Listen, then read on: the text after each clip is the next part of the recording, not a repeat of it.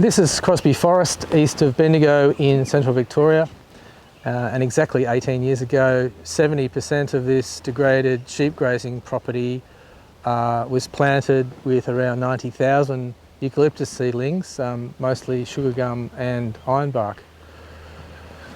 And since then we've been busy cutting them down.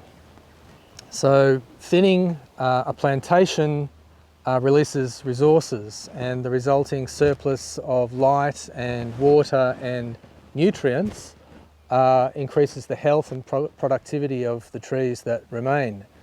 But it also creates structure and diversity and promotes understory. So over time, this active intervention can transform a tree plantation into what we call a functional forest. A recent study of the biodiversity of this site shows that this is a fauna-friendly forest. It's an ecological asset providing home to an array of wildlife, including from some important threatened species. It's removing greenhouse gas from the atmosphere, storing carbon and also restoring the water cycle. But this site is not only providing environmental services, it's also a forestry enterprise.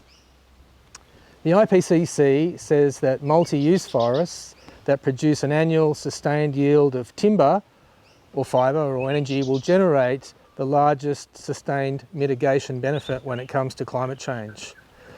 The trees that are harvested and the people that work here and harvest them are generating renewable materials like firewood and fence posts at this stage.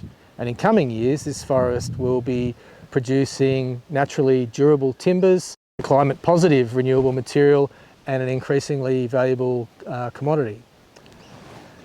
We're also learning that actively managing the succession and structure of planted forests not only increases their value for wildlife, but helps protect them from wildfire.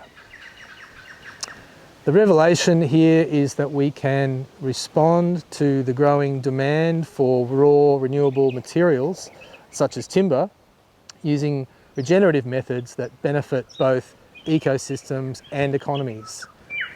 Scaling up these practices would clearly transform the timber industry. There's no clear felling here, and while helping to address climate change and reverse biodiversity decline in Victoria.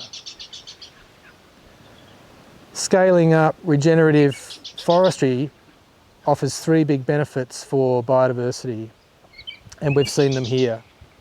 The existing native vegetation is protected and enhanced. Existing habitat is augmented and connected, provides a buffer, and alternative and traceable sources of timber, honey and firewood, forest products are created. We believe this project is important in that it offers co-benefits for nature, for climate and for communities, and provides a benchmark, if you like, for scaling up regenerative forestry across the region.